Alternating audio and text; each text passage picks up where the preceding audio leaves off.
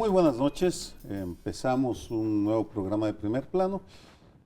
Si alguno de ustedes ha ido a palenques en México, un espectáculo un tanto salvaje, pero muy mexicano, sabrá que hay una expresión que dice, se alborotó la gallera.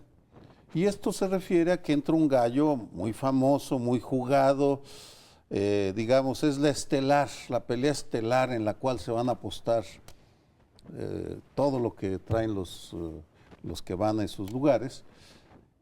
Y ese ambiente me recordó la llegada de Andrés Manuel López Obrador a la presidencia de Morena, de su partido, porque provocó un revuelo en el ambiente político. Inmediatamente salieron los presidentes de otros partidos a criticarlo, abierta o indirectamente, de populista, en fin, le dijeron lo que ya sabemos, Mario Fabio Beltrones, Alberto Anaya, lo que llama la atención porque con ningún otro precandidato había habido tanto alboroto.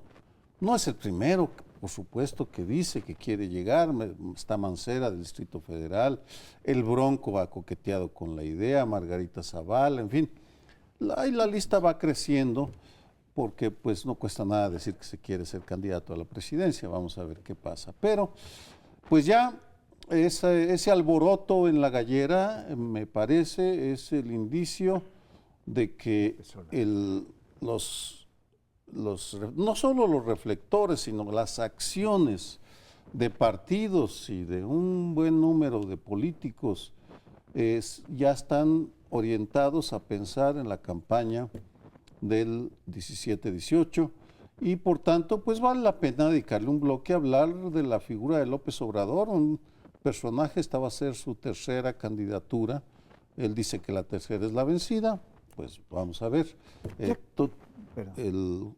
La pelea ya empezó. Creí, ya que empezaste con recuerdos, que era conveniente, lo de la gallera me refiero, que era conveniente recordar un texto muy viejo de los años 70 de don Daniel Cosío Villegas, que hablaba de las dos piezas fundamentales del sistema político mexicano, uno era la presidencia y otro era el partido. Y decía que el jefe del partido era el presidente de la República y que había un jefe aparente. Esto me lo recordó porque cuando se fue, ¿cómo se llamaba este señor que era el jefe del partido? Pues que había sido el jefe aparente del partido, no, que fue del Distrito Federal. ¿Coronel Rosal o qué? No, el jefe de Morena, el presidente. Martí Batres. Martí Batres. Martí Batres, que ahora que era el jefe aparente. Era el jefe porque todo el mundo sabía desde siempre que Morena tiene un solo líder, que además decide todo lo que puede decidir, que es mucho, dentro de Morena. Es decir, hay pocas cosas que no decide en Morena. De tal manera que pues no elección, pero ungimiento, porque fue aclamado. La Asamblea lo aclamó, fue ungido más que fue electo. Y pues ya lo tenemos también ya anunciado como candidato presidencial. Entonces, para Morena y su pequeño mundo, que no ha crecido tanto como algunos piensan, tenemos un solo personaje.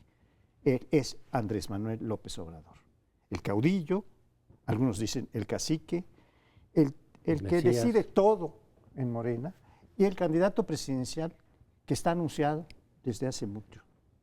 Yo veo cierta, digamos, preocupación en el sistema político por esta, digamos, apertura del López Obrador, porque sale a resolver un problema, digamos, político-jurídico, que es el aparecer todos los días en los spots. Además es una, digamos, promoción absolutamente personalizada. Es él y es la campaña del 18. Entonces, otros dirigentes de partidos, lo decías tú, Anaya y Mario Fabio, dijeron, a ver, ¿por qué este señor se anuncia si ni siquiera es dirigente de partido? Entonces dijo, como este partido es mío, que claramente es de él, pues ahora me hago presidente del partido y a ver quién me dice que yo no me puedo anunciar. Entonces, lo que hizo este fin de semana fue resuelvo el problema, digamos, jurídico que planteaba el por qué se anuncia un señor que no es dirigente del partido y automáticamente ahora dirá, no hay ningún impedimento legal para que yo me siga anunciando de aquí al 18. Lo resuelve. Segunda pista, hay ya corriendo la intención de crear una ley electoral nueva, una reforma electoral nueva, que le llaman la ley Beltrones. López Obrador dice, este sería el segundo desafuero. Si optan por esa vía para evitar que yo me siga promocionando, pues me estarían tratando de sacar de la carrera a la mala. Y la tercera pista es que pues, la publicidad está en spots que tanto hemos criticado, sí da resultado. De hecho, el líder de la izquierda está dispuesto a seguirlo peleando y anunciándose todos los días en televisión y radio con un discurso en el que dice, sí soy populista, anótenme en la lista, y lanza un mensaje general que, en fin, habrá escuchado ya, por supuesto, nuestro auditorio. Es interesante porque sí ha crecido. En las preferencias electorales, López Obrador se ubica como el puntero. Y mucha gente dice, oiga, hace 6 años el puntero era Enrique Peña Nieto y ganó. Obviamente con el caso de Calderón no necesariamente está tan clara la sociología electoral, pero no hay duda, los discursos del presidente, hasta en la ONU lo fue a decir, los discursos del sector empresarial son, ahí viene el populismo y el señor está perfectamente ubicado. Lo que hizo fue, el partido es mío, entonces fuera máscaras, lo dirijo yo directamente y a partir de ahora hago una campaña para mí. Y en el tercer intento, pues vamos a ver cómo le va. Probablemente cuando inició ya, o pidió el registro Morena y se lo dieron poco después, no le convenía ser tan obvio, aunque todo el mundo supiera que él era el dueño del presidente. Entonces decían, no, bueno, el pues partido, ahí está, ¿no? El dueño del partido, perdón. Entonces dice, pues ahí está Martí Batres, yo soy uno más de los militantes, tengo un cargo, pero no necesariamente es mi partido, aunque todo el mundo supiera que sí lo es. Partido personalista, ni siquiera es un partido familiar como el Verde. A mí me parece que es un partido más parecido a Panal de Elbester Gordillo en términos de una relación personalista. O Movimiento Ciudadano con Dante Delgado, es Dante Delgado, ese es el dueño, punto. No, el dueño ahora se llama Alfaro. Perdón, yo difiero. Disculpa. Sí, no, pero fue un partido personalista, el de Dante Delgado, y en esas condiciones me parece que aparece Morena. Pero coincido en que cambian las condiciones, cambian la estrategia. Él ya se declaró el candidato presidencial, no precandidato, ¿eh? No, candidato. Ese es el único candidato que ya, de todos los partidos, que ya es. Es decir, en todos los partidos hay nombres, pero en el PAN no sabemos si es Moreno Valle, si puede ser Margarita, si puede ser Ricardo Anaya, en fin. En el PRI pues, hay varios, en el PRD no hay ninguno, no se sabe quién puede ser porque no se ve claramente. Y aquí es él, es el único candidato, digamos, confirmado políticamente. No ha hecho los trámites, esos vienen después, pero es el único candidato ya seguro, en el sentido, es el único partido que tiene candidato. Y hace lo que tú dices, en el sentido de decir, salvo esta cuestión jurídica que está muy imprecisa, el espíritu de la ley claramente dice no se valen actos anticipados de campaña, lo dice en varias partes. Que es por lo que tanto se criticó no al es Verde, fácil ¿no? cómo aterrizarlo en la ley, porque dice, no, es que solamente para funcionarios. Y una declaración desafortunada ya de las muchas de Lorenzo Córdoba, que dice, no se puede tomar como acto anticipado de campaña porque la campaña no ha empezado. Bueno, la campaña va a empezar 3 meses antes, en 2018. Sí, precisamente. Por eso es anticipado. Anticipado porque todavía no empieza la campaña y ya está en campaña. Juegos de palabras que el INE se inventa para evadir su responsabilidad de aplicar la ley. Ya son varias. Creo que además de esto, pues siempre ser el presidente formal del partido te atrae, además de los spots de los partidos que los va a usar, los va a seguir usando, pues más reflectores a fuerza. Es decir, de todas maneras López Obrador como candidato, como el único candidato, los tiene. Pero en su calidad de presidente de partido, pues va a estar en muchos más eventos, en más cosas, y en esa medida tendrá un adicional de cobertura mediática. En ese sentido creo que pues, será la decisión obligada, que no todo el mundo pensaba que fuera a ser. Eso fue trascendido 3 días antes porque como había puesto a Batres, decía, pues a lo mejor pone a alguien más y él sigue operando detrás del trono, decidiendo, pero no en la... Pero creo que ahora sí le convenía, ya que está en campaña, desde la elección de este año, claramente sí le convenía asumir formalmente la presidencia del partido. Uy, me parece que tenemos 3 años en esta mesa para agarrarnos sobre el tema de Morena y Andrés Manuel López Obrador y lo que significa, porque yo disiento de algunas valoraciones.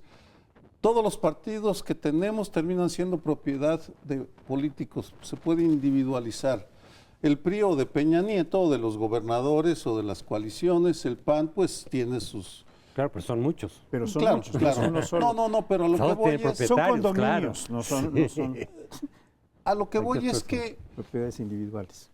Morena, como partido, ilustra las fragilidades, perversiones, defectos de la política partidista mexicana. No me parece que pueda uno demonizar ese partido simplemente porque tiene un líder carismático.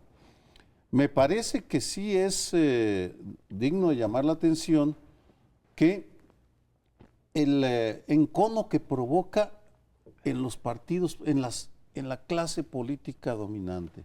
Vamos, lo ven como el demonio, como el anticristo que viene a sacarlos del templo de los privilegios. Desde esa perspectiva, pues a mí me gustaría que, si tanto les preocupa el populismo, pues, y tanto terror le tienen a las críticas que puede hacer Andrés Manuel López Obrador de que son la mafia, que son corruptos, pues que dejen de ser corruptos, que dejen de ser lo que son, un grupo muy mediocre de dirigentes políticos. Ahora, es evidente que la pregunta es, ¿estará México mejor con López Obrador de presidente o no? Y va a haber todo tipo de respuestas. No me quiero meter todavía porque tenemos 3 años, simplemente anticipo que no será una discusión fácil, porque el país, la calidad de la vida política, de la seguridad, del tejido social y político anda muy deteriorada. Y en ese sentido, la irrupción de una figura carismática que sí apasiona, que sí provoca entusiasmo en una corriente muy importante de población muy mal organizada en algunos estados, pero que sin embargo ahí está, es un hecho que no vamos a poder evitar, y estoy seguro que no lo vamos a evitar. Simplemente estoy dando algunas opiniones para marcar las mojoneras del palenque en el cual nosotros vamos a estar, pues, en alguna de las filas, esperamos muy cercanas, para poder ir opinando sobre ese fenómeno político. Yo me explico perfectamente que irrite y que irrite mucho. Finalmente ha sido en 2 elecciones, probablemente esta tercera, uno de los polos, ¿no? Gran parte de las campañas se han hecho en contra de López Obrador. La del 6 la recordamos nítidamente, e incluso la del 12, ¿no? La posibilidad de que ascendiera llevó a que un sector amplio del PAN dejara la votación de Josefina Vázquez Mota y fuera a apoyar a Peña Nieto. Por tanto, me explico perfectamente que genere todo tipo de, irritación o preocupaciones. Yo no tengo la menor duda de que Morena es un partido personal, es decir, él decide absolutamente todo, las decisiones de todo tipo, organizativas, discursivas, etcétera, le corresponden a él. Para él es un mundo cómodo, ya no tiene que pactar con el PRD, con corrientes. Todo eso que él llama politiquería se acabó, y aquí es ordeno y mando. Lo que será muy interesante ver si una estructura tan personalizada muestra competitividad en las entidades el año próximo. Ese es un tema, porque López Obrador es muy eficiente como candidato presidencial y en las intermedias tiende a chantarse. Y la segunda es si una campaña tan adelantada, con temas tan polémicas como apoyar a la gente, proponer aeropuertos alternos, etcétera, le da para estar en el candelero, o estar evocando a Franklin Delano Roosevelt, que gobernó hace casi un siglo, le da como para seguir seduciendo el sector del electorado. Creo que el reloj juega en este caso en su contra, pero ya veremos. Yo creo que López Obrador representa la cultura política personalista como un caudillo, independientemente de las características de si es un líder carismático o no. Es un líder carismático que se impone en todo. Es la tendencia monárquica, el poder de uno solo, en ese sentido monárquica, que es la que está prevaleciendo. Así es. Yo sí creo que tiene posibilidades reales para esto falta mucho tiempo, pero creo que se está perfilando. Seguramente va a ser puntero otra vez. Lo fue en 2006. No sabemos si ganó o no, porque las actas, que son el único documento que permiten saber el resultado, ahí no se puede saber quién ganó. 2012 fue puntero, probablemente va a ser puntero. Y yo digo que con probabilidades eventualmente de ganar, por la fragmentación que vemos en el resto de los partidos, pero es muy adelantado. Bueno, pues empiezan la carrera hacia el 18. Regresamos en unos segundos. Bueno, en este segundo bloque les propongo que analicemos una reforma que acaba de aprobar el legislativo. La Cámara de Diputados tendrá efectivamente que hacer todo el recorrido por las legislaturas locales para hacer reforma constitucional, pero es potencialmente muy importante porque finalmente, después de muchísimos años, 2 décadas de debate económico sobre si neoliberalismo, más cuestión, más digamos, el Estado jugando un papel, más gravitación del Estado en la economía, por primera vez se abre la posibilidad de que en la relación capital-trabajo haya una reforma importante que favorezca a los trabajadores. El salario en nuestro país estaba anclado a un montón de indicadores que iban desde las multas hasta el financiamiento de partidos políticos. Entonces, la derecha económica y el gobierno decía, no se puede subir el salario. 1, porque era inflacionario, y 2, porque está ligado a un montón de asuntos, y entonces arreglas una cosa y descompones todas las demás. Es, por tanto, una pequeña gran medida el hecho de desvincular el salario de todos estos temas para poner en el centro de la discusión nacional, ahora que hemos hablado de reformas, de abrir sectores, de la competencia, de todo lo demás, decir, a ver, ahora tenemos el salario en su circunstancia, tenemos una economía en la cual, déjenme decirlo de una manera muy general, el 60 y tantos % del pastel nacional se va a beneficios empresariales y el 20 y tantos % a salarios. Exactamente el contrario de lo que pasa en el capitalismo moderno, en Estados Unidos, en buena parte de Europa. Por tanto, hemos conseguido, por eso digo que es una pequeña gran reforma, el que esta discusión se pueda dar con autonomía de todas las demás y finalmente poner en el centro lo que creo que es una deuda social de primer orden, la posibilidad de que el salario sea discutido en sus términos, en la propia productividad, y estoy seguro de que eso va a tener efectos, como lo demuestran muchas experiencias desde Estados Unidos hasta Alemania, de dinamización de la economía. O sea, no solo es un problema de justicia, redistribuir ingresos y decir, a ver, nos puede usted quedar con 2/3 partes y repartir 1/3 en sueldos, y por otra parte dinamizar una economía. Creo que es, también dicho sea de paso, el único éxito político que ha tenido el jefe de gobierno, Miguel Ángel Mancera, en todo este tiempo, porque finalmente él empujó, junto con Salomón Chertorivsky, esta idea, que finalmente pasó, y lo subrayo, por primera vez por unanimidad. Incluso Morena, que vota en contra de absolutamente todo, aprobó esa reforma. Así es que creo que es una pequeña gran reforma y sobre todo ubica el asunto del salario como el tema más relevante en estos momentos. Me parece, coincido contigo en la trascendencia histórica porque es una vergüenza la desigualdad en el ingreso que tenemos en México. Tiene muchas explicaciones, muchas razones, pero una de las formalidades que impedían una discusión en sus propios términos del salario mínimo era el estar indexado. Es decir, no se podía mover porque se movía todo lo demás, esa era la excusa. Ahora sí va a poder discutirse, lo cual me parece muy importante porque es una segunda señal en este año de que empiezan a ponerse en el centro del palenque de la atención nacional no solo las peleas entre partidos o entre líderes, sino asuntos que atañen a las mayorías nacionales. Me voy a referir no solo a este mérito indudable de Mancera y Chertorivsky, sino a la cruzada contra el hambre, que ahí es una iniciativa de organismos ciudadanos encabezada por Rogelio Gómez Hermosillo, José Woldenberg y otros tantos líderes de opinión o líderes sociales, que me parece que se relaciona porque aborda uno de los temas fundamentales, que es el hambre. Está ligado al salario, pero no solo al salario, sino a otros factores. Es otro asunto que tenemos que discutir y que tenemos que llevar más allá para revisar todas esas políticas de subsidios gubernamentales que buscan reducir el hambre, pero que pues no logran eliminarla de manera estructural.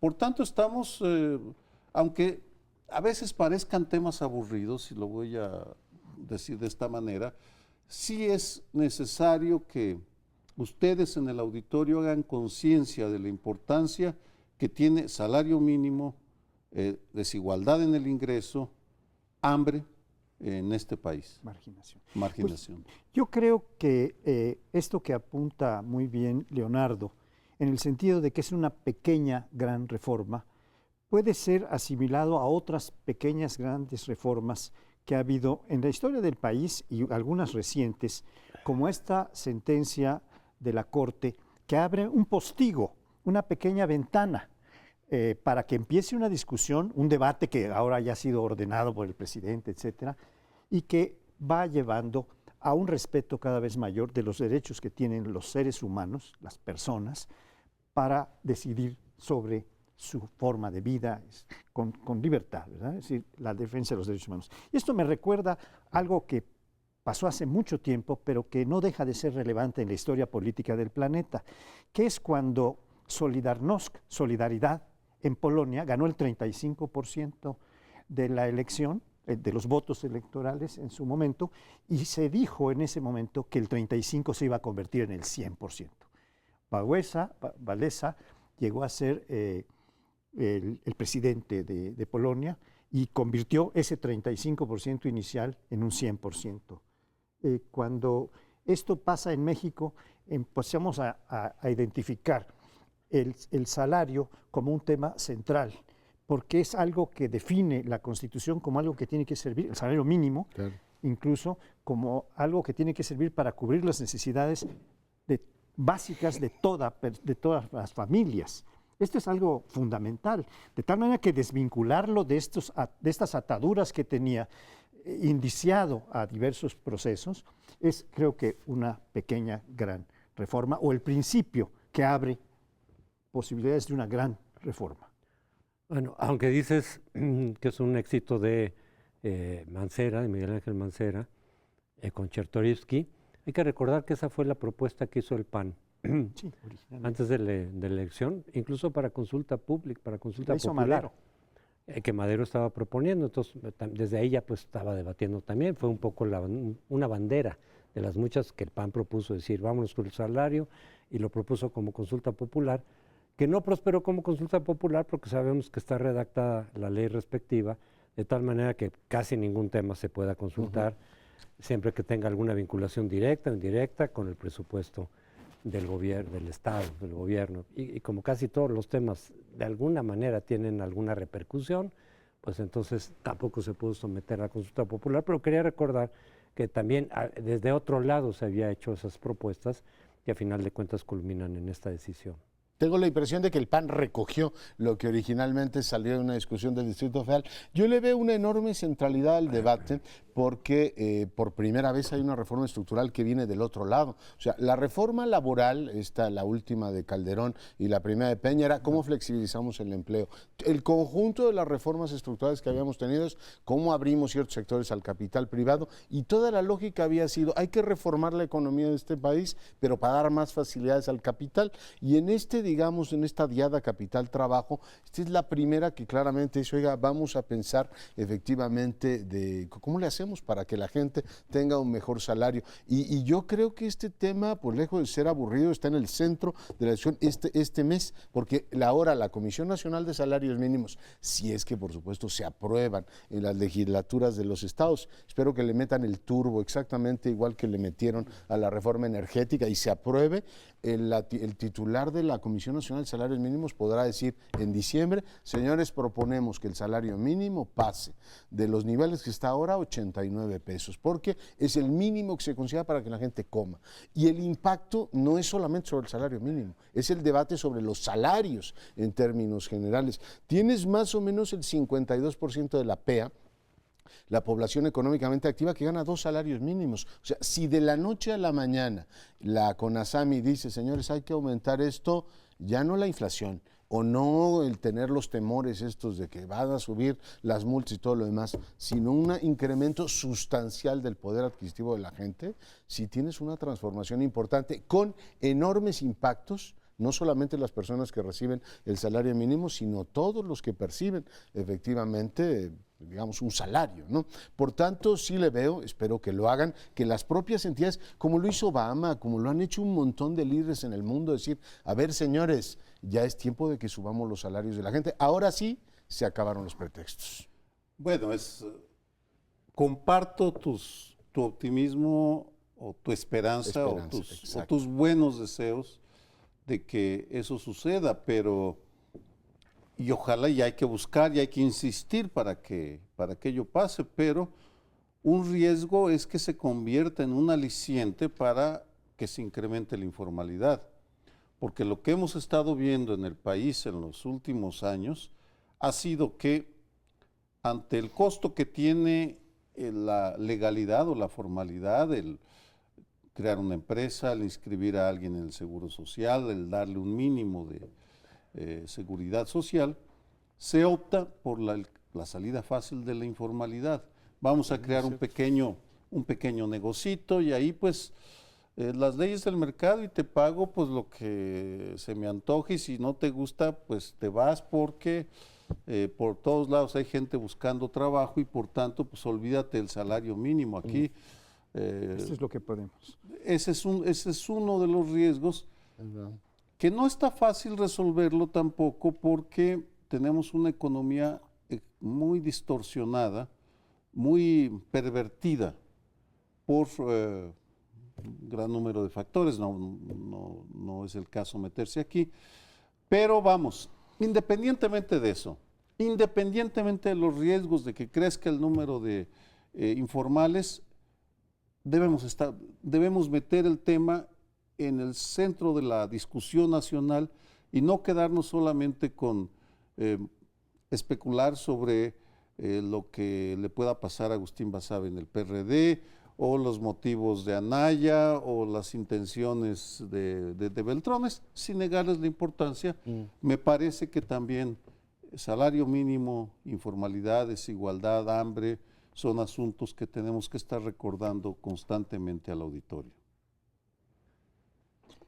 Yo creo además, si no toman la palabra ustedes, que hay mecanismos que los gobiernos pueden usar para impulsar una agenda social. O sea, no nada más constatar las desigualdades y qué se está haciendo desde la acción pública. Por ejemplo, todos los gobiernos de los estados y el gobierno federal que pesan mucho en la economía podrían decir, yo no contrato a ninguna empresa, o sea, el riesgo que apunta Sergio es claro, pero si no contrato a ninguna empresa que no pague el nuevo mínimo. Y el nuevo mínimo debe ser lo básico que calcula el Coneval para que la gente pueda comer. O sea, de esto estamos hablando. Entonces, los gobiernos pueden decir, las propias entidades públicas, decir, nosotros pagamos este sueldo, nosotros solo contratamos empresas que certifiquen efectivamente que están pagando ese sueldo y generar, efectivamente, esa es mi esperanza, una dinámica que vaya reduciendo esta desigualdad atroz y de paso incremente un poco la productividad del país, porque la gente hace como que trabaja y estos hacen como que pagan. Pero bueno, el tema esperamos que sea discutido con amplitud en las legislaturas de los estados. Todavía falta todo eso. Vamos a hacer una brevísima pausa, regresamos.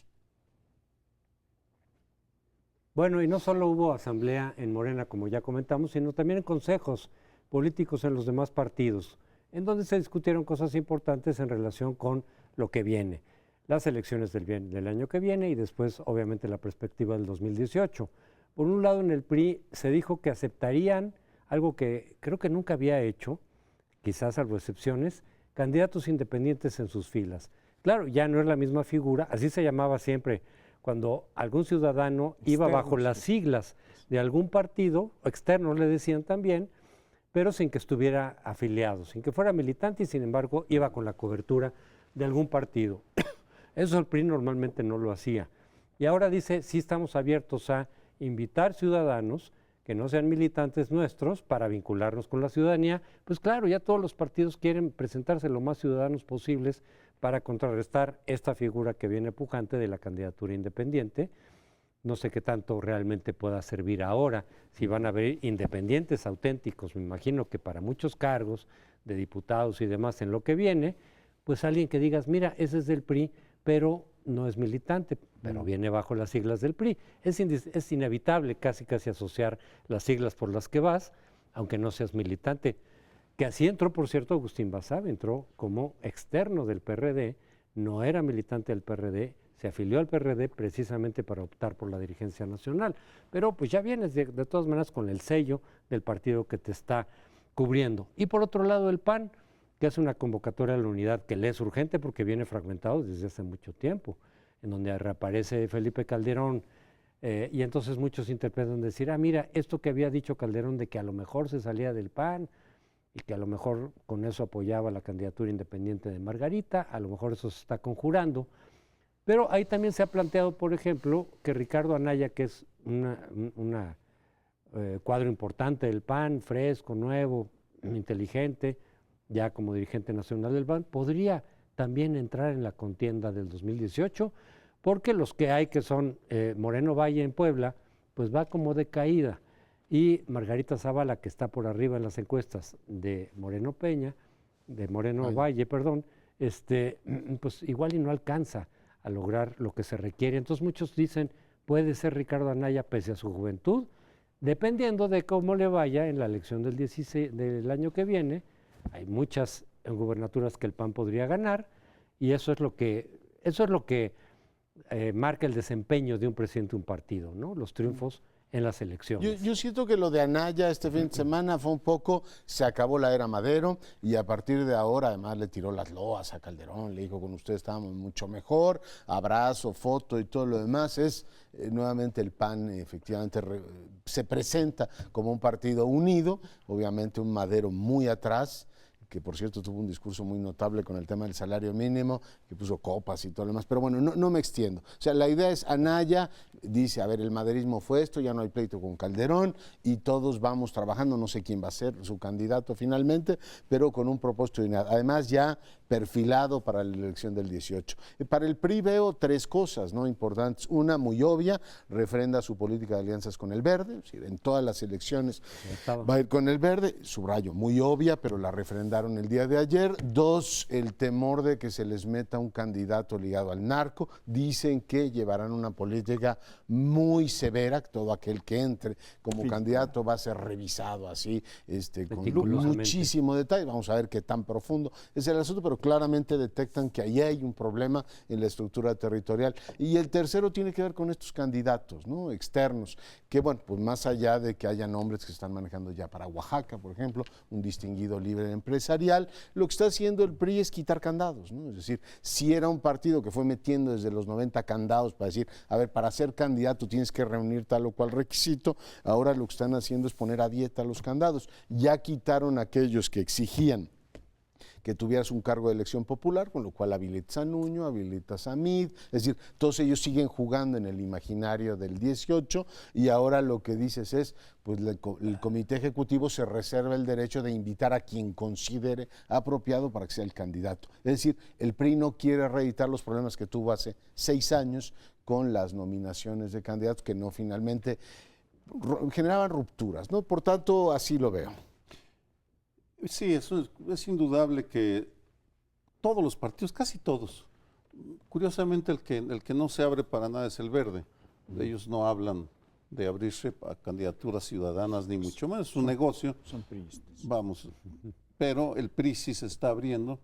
Y eso plantea un problema bien interesante, porque se requiere y urge una sociología de lo que ha sucedido con los candidatos independientes que entran a esa danza de los vampiros, si me permiten la metáfora, de los partidos que incorporan ciudadanos para convertirlos, transformarlos en émulos de su propia cultura. Es decir, no es que los partidos inviten a ciudadanos para refrescarse, hibridarse y reformarse, sino invitan a ciudadanos para extraerles todo lo bueno que puedan tener o traer, y luego pues ya dejarlos como parte de sus aquelarres.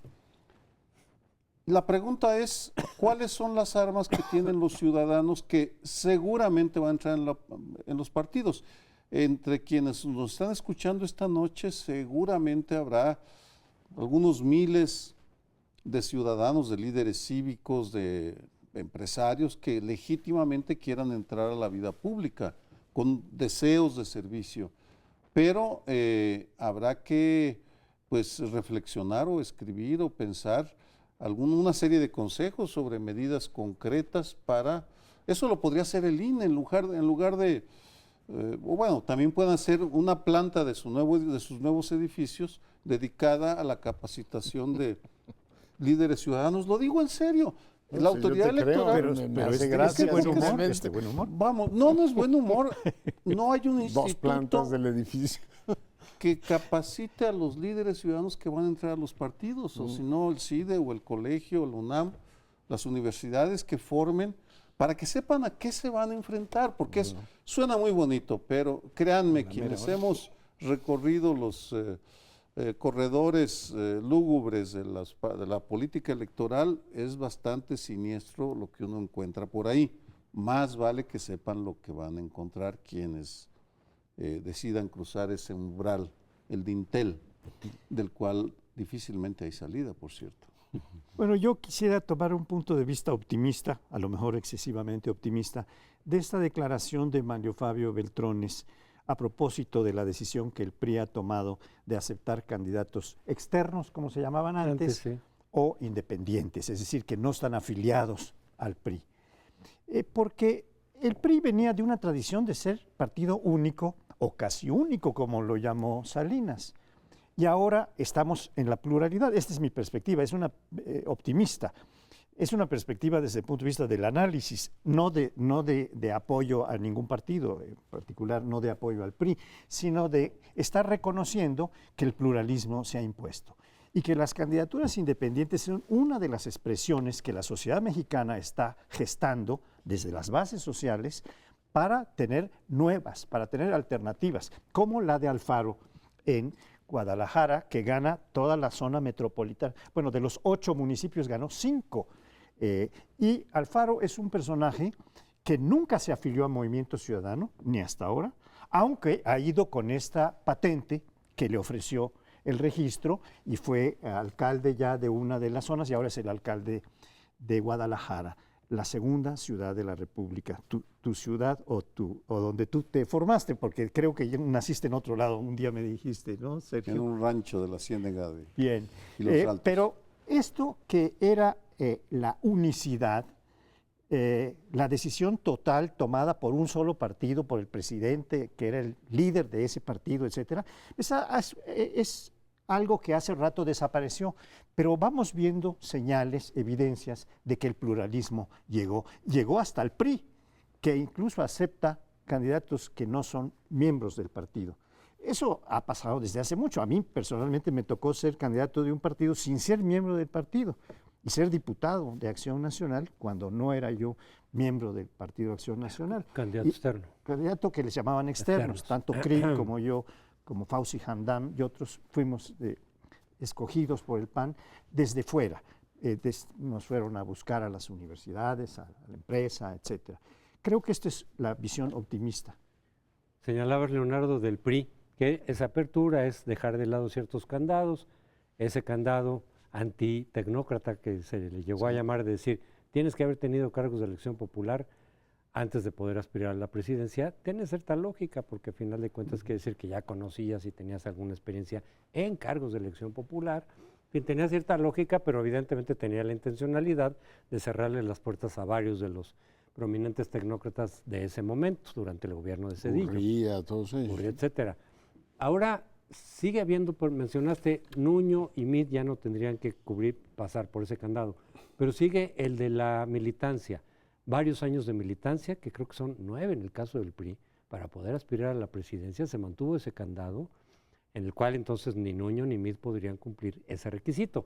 Y habría 2 posibilidades ahí, o que cambien los estatutos como se cambiaron en el PRD, porque Agustín Basabe no cumplía los tiempos de militancia y simplemente se lo acortaron en una reforma ad hominem, o me parece por la vía de la coalición con el PRD, es decir, sí, PRI-PRD. Pues sí, va a ser PRD y entonces candidato de coalición común, ya no tienes que presentarte como... ¿Existe esa posibilidad? De lo que se entera uno. Pero el proceso va a flexibilizar, ¿no? Quitar candados. O sea, ahora el mensaje que te mandan es, vamos a reclutar en la sociedad civil, mantener esto de candidatos a sociedad civil y al mismo tiempo una militancia larga, es contradictorio. O sea, yo creo que el proceso del PRI es irse quitando cadenas, ¿no? De tal manera que quien decide en ese partido, que no tiene un dueño, tiene muchos dueños, pero van concertando efectivamente, tengan la menor restricción, digamos, jurídica y organizativa posible, ¿no? Claro, claro, claro. Sí, así es.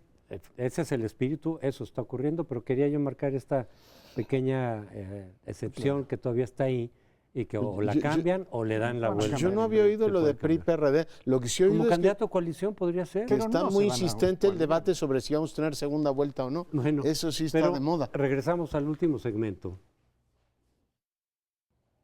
Vamos a apartarnos un momento de México, aunque no totalmente, para tratar las elecciones que tuvieron lugar ayer en segunda vuelta en Argentina. Lo primero que quiero destacar es que hay un revivir de la política en Argentina que parecía bastante golpeada la expectativa de hacer política en Argentina, desde el que se vayan todos de 2002 hasta 13 años después, 2015, en donde más del 80% de los electores fueron a emitir su voto. El 81% de los electores fueron, más de 8 de cada 10 fueron a votar. Y hay un panorama que resultó verdaderamente atractivo para que fueran estos electores, que era una división dentro del panorama que existía como único, que es el del peronismo. En Argentina no se podía hacer política más que si se era peronista, de una o de otra manera, coaligándose con la extrema izquierda o con la extrema derecha, como lo hacían en las diversas entidades de la Federación Argentina, los peronistas. En unos lugares se afiliaban con los fascistas, en otros lugares se afiliaban con los socialistas o con los guerrilleros incluso, que se formaron, los montoneros eran guerrilleros peronistas que se habían lanzado. Pero el panorama había sido muy severamente dominado, sobre todo después de que en 2002 sacaron a un presidente de la República, Jorge Larrúa, sí. Empezó todo este tiempo de que se vayan todos y ahora están todos de regreso, porque ir a votar en un 80% es algo verdaderamente excepcional en un panorama latinoamericano, ¿no? Lo que pasó en la primera vuelta fue que el candidato peronista, Scioli, ganó por un pequeño margen, pero ganó. Y entonces trajo la reagrupación para que en la segunda vuelta, que es la primera vez que se aplica en Argentina, ganara Macri, un empresario muy rico, un hombre que había formado un partido distinto, que pone en duda las tesis y las acciones y las políticas que habían sembrado en Argentina el kirchnerismo, que era un populismo nuevo, distinto, muy ilustrado por teóricos de la política como Ernesto Laclau, que es el padre del populismo latinoamericano en alguna medida, como José Nun, que estuvo con nosotros en México mucho tiempo y que fue contratado como ministro de Cultura por el kirchnerismo. Ahora este kirchnerismo parece que está de salida y ahora que tengamos elecciones en Venezuela el 6 de diciembre, vamos a ver si esta caída del populismo va a continuar o se va a detener. Pues se mueven las aguas por toda América Latina. Es fascinante la rapidez con la que se están transformando el panorama político latinoamericano. En el caso de Argentina va a provocar un reajuste en las alianzas y coaliciones de izquierda y derecha que caracterizan ya la vida política latinoamericana, incluso también estadounidense y canadiense, es decir, todo el hemisferio está oscilando en la búsqueda de nuevas soluciones y me parece que los argentinos decidieron que el kirchnerismo no era ya la solución para enfrentar sus problemas y van a apostarle a una derecha enigmática. No sabemos bien a bien qué medidas vaya a tomar, han sido ambiguo Macri, pero inmediatamente se vienen en unos cuantos días las elecciones en Venezuela que pareciera pueden llevar a un cataclisma, no al cambio de presidente, pero sí a una modificación radical en la distribución del poder entre el chavismo y los opositores al chavismo. Ahí es otra configuración totalmente diferente, pero que puede alterar a su vez lo que está pasando en Ecuador, lo que está pasando en Centroamérica. En el fondo creo, y como marco explicativo, debemos ver todos estos intentos de búsqueda, de una búsqueda no solo hemisférica, sino mundial, de soluciones a problemas que parecen insolubles para las dos grandes corrientes históricas, socialismo o economía de mercado, y que están buscándose nuevas exploraciones. Aquí Agustín Basabe habla de la cuarta socialdemocracia, en otros países están dándoles otros nombres, son tiempos de búsqueda. Y dentro de esa búsqueda, la victoria de Macri en Argentina, es señal de que allá abajo, en el último país del Austral, o el primero, si se empieza de Ushuaia para acá. Sí. Yo creo para Vas a experimentar. ¿sí? Para la izquierda es un problema, digamos, continental, porque finalmente el kirchnerismo fue económicamente muy exitoso, rearticuló muchos elementos de la propia economía argentina, se benefició de precios de productos básicos muy, muy altos, el intercambio con China fue muy favorable durante años y fue un país que se recuperó de la grave crisis del corralito y ahora entrega el poder en condiciones económicas muy malas. ¿Por qué digo esto? Pues porque el mismo problema tiene Dilma Rousseff, tiene efectivamente esa izquierda que ha gobernado a Brasil, ahora un problema económico muy serio, Venezuela pues ya no digo nada, se ha destruido riqueza de una manera brutal y ahora tienes presión sobre Ecuador, ya dijo Correa que la próxima no se va a presentar. Y está, bueno, el caso de Cuba que está cambiando radicalmente, pero no entra al mismo, digamos, esquema. Lo que está absolutamente claro es que para la izquierda latinoamericana, que durante 10 o 12 años tuvo un discurso tremendamente optimista sobre su progreso económico, hoy se encuentra efectivamente contra las cuerdas. Brasil era mostrado como el ejemplo de lo que había que hacer en México. Y finalmente, pues todos los países, pero ahora claramente el voto de los argentinos en favor de Macri es reconocer que la situación económica fue desastrosa y bueno, pues a partir de ahora se abre toda una discusión en el continente de hacia dónde se mueve el pensamiento económico latinoamericano, una vez que estos experimentos de izquierda no entregan los resultados que en algún momento se supuso que iban a dar. La alternancia es una de las ventajas institucionales que tiene la democracia, es decir, cuando un partido se ha entronado durante mucho tiempo en el poder y sus políticas empiezan a agotarse o a fracasar de plano, no es necesario cambiar de régimen para modificar eso. Puedes, dentro del propio régimen democrático, buscar correctivos, abrir a otras alternativas, apostar a otras oportunidades en donde se puedan ir corrigiendo esos defectos de políticas públicas que salen de un partido, en fin, frente al otro. En México la alternancia pues también ha tenido efectos, digamos, en términos de programas y visiones económicas, no en lo que muchos hemos buscado y esperado que se tradujera en combate a la corrupción seria, en fin de la impunidad, eso no, pero siempre hay correctivos a final de cuentas con las alternativas, o la expectativa. Es decir, la gente antes de cambiar de régimen dice, pues apostemos por el otro partido, y por el otro depende de cuántos haya o las coaliciones que se puedan formar, entonces es un mecanismo que permite oportunidades dentro de la misma democracia antes de que se agote como régimen. Pero resurge el debate de la segunda vuelta en México, en parte porque que casi, podríamos decir que es una figura latinoamericana, porque en casi toda América Latina, los sistemas parlamentarios no tienen sentido la segunda vuelta, Estados Unidos no la hay, y casi todos los países latinoamericanos la tienen.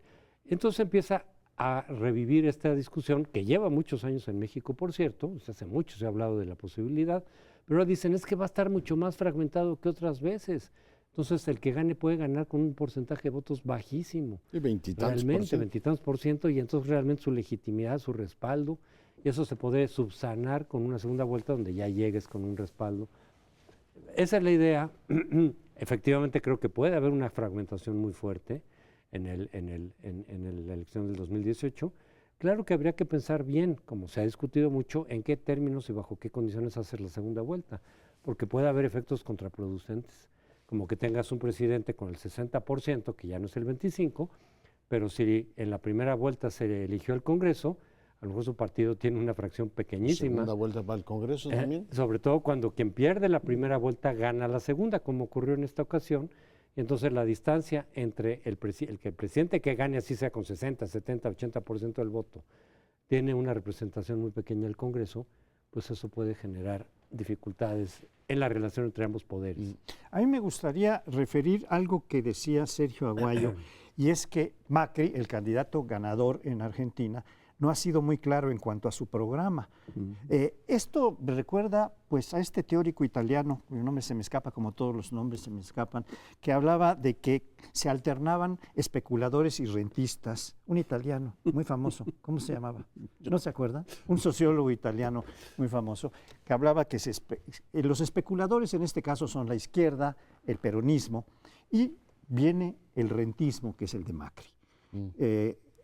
Es simplemente esto último que apuntaba José Antonio, cansados de una cierta enfermedad, porque el peronismo es una enfermedad, es como una especie de... Sí, no es un partido político, es muchos partidos políticos, el peronismo es una pluralidad pasmosa. Como el nacionalismo revolucionario en México. Como parecido, y no en balde el Estado populista, que fue caracterizado por Octavio Yanni, hablaba del cardenismo en México y del peronismo en Argentina y de Vargas en Brasil. Pero en fin, estamos ante una alternancia que no nos muestra un camino programático claro. Estamos ante la alternancia como esperanza de cambio. Cambiemos, dice Macri. Y con eso nos vamos. Y con eso nos vamos hasta la semana entrante. No nos deje de ver.